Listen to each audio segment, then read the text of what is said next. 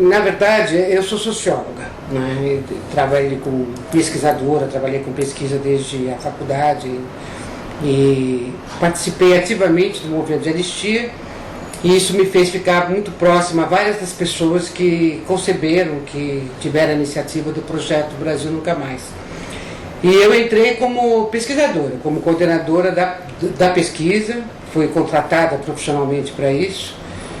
E participei de toda a fase da montagem do projeto, a concepção do próprio projeto, a montagem do projeto, a logística, né, necessária para o projeto, qual seja equipe, né, técnica que participou, a metodologia que foi utilizada, a parte de financiamento, né, quer dizer, a parte financeira, a estruturação das equipes dentro de um prédio, né, quer dizer, ou seja, salas e armários e arquivos, etc. Coordenei todo esse trabalho, criei, junto com a equipe, criamos os instrumentos, os questionários nos quais a gente transcrevia os dados dos processos e, enfim, fizemos toda a logística mesmo, assim, no sentido da palavra logística, para que o projeto pudesse ser desenvolvido. O grande incentivador disso tudo, o grande líder, né, o reverendo Jaime Wright, com as bênçãos do Dom Paulo, e fizemos algumas reuniões iniciais nesse conjunto inicial que participava o Luiz Eduardo, o Sigmaringa Seixas e a Eli Moreira, e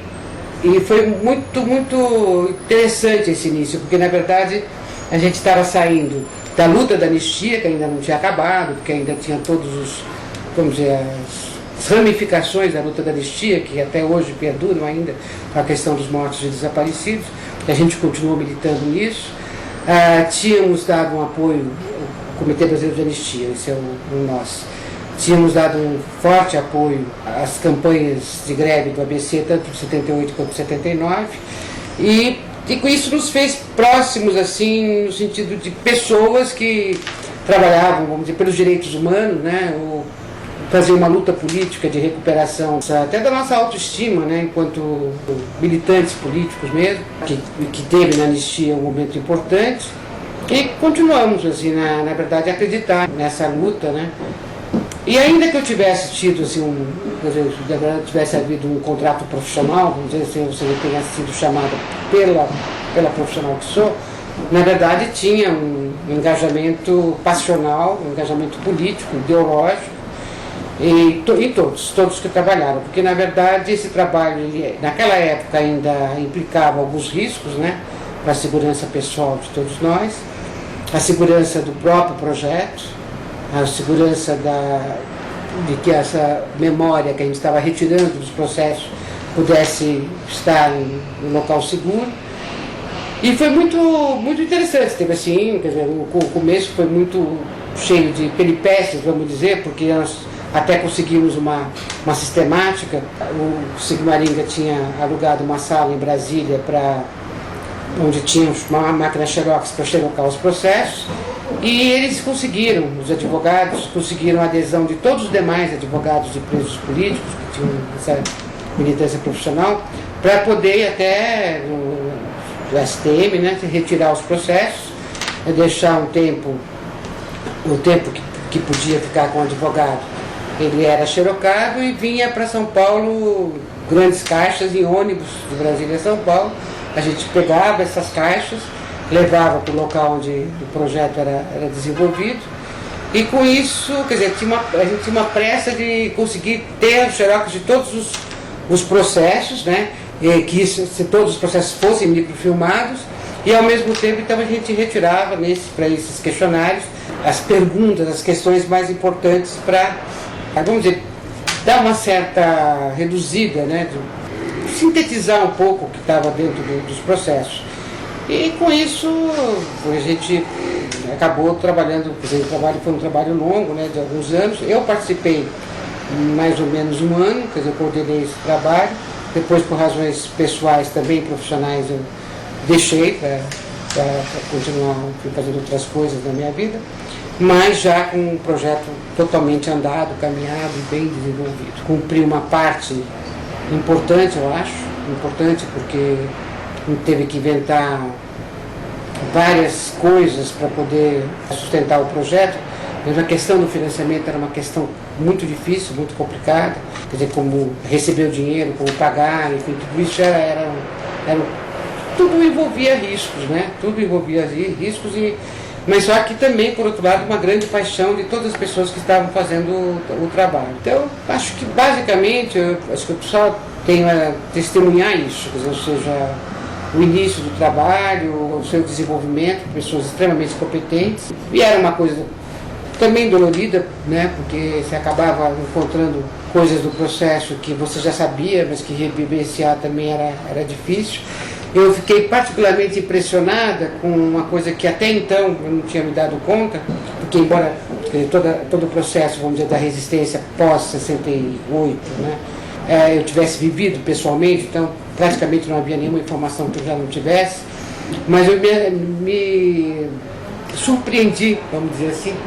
com os processos logo pós-64. Então, assim, a gente acabou descobrindo, que a gente pegou todos os processos que estavam no STM, a força da resistência militar ao golpe militar. Quer dizer, foi um dado até muito interessante, que não tem a ver com toda a violação dos direitos humanos que aconteceu depois, que é uma coisa tão bárbara e tão forte, que acaba sendo, vamos dizer assim, a coisa principal do projeto Brasil Nunca Mais. Mas essa outra coisa que era assim, descobri que nos meses subsequentes ao golpe de 64, aconteceram, né, no mundo, vamos dizer assim, uma quantidade enorme de motins de marinheiros, de embarcados, fuzileiros e tal, que se amotinaram contra o golpe de 64, que algumas vezes estavam em terras ou em mares territoriais brasileiros, mas muitas vezes também em outros países, e que sofreram um processo militar por causa disso, porque naquela época, assim, pré-AI-5, né, ou pré-Lei de Segurança Nacional, você vai ter o Tribunal Militar julgando só os militares, não julgando os civis que ainda estavam sendo julgados pelas polícias políticas, enfim, estavam sendo presos e processados pela polícia civil, né, pela polícia política. Mas nessa época de 64, previamente a nova Lei de Segurança Nacional e ao AI-5, quer dizer, os militares eram processados pelos tribunais militares. Então, isso também faz parte da memória do Brasil Nunca Mais, embora não seja o foco principal, né? Ou seja, o que me surpreendeu foi a quantidade, quer dizer, a quantidade de rebeliões militares que aconteceram no país, nos navios embarcados pelo mundo, contra o golpe militar. Isso realmente foi uma coisa que eu não tinha. Eu não tinha essa informação, não vejo essa informação, inclusive, em nenhum lugar. Eu vi ainda alguém que tenha se interessado por esse tema, que tenha escrito um livro, porque tudo que aconteceu pós a nova Lei de Segurança Nacional e depois o AI-5, foi tão brutal, né? tão terrível, tão anti-humano, tão anti-tudo, que isso acabou, acho que tomando toda a nossa atenção, todos os nossos sentimentos também, né? Mas eu só estava querendo resgatar a importância do projeto no levantamento de toda a resistência ao golpe de 64, do ponto de vista dos militares e, evidentemente, dos civis também. Quando foi publicado o livro, né, acho que teve aí eu estava como espectadora já, né? Foi teve uma magnitude, né, uma importância assim, fantástica. E, para mim, assim, quer dizer, isso é uma coisa meio individual, mas para mim assim, sempre foi muito confortável pensar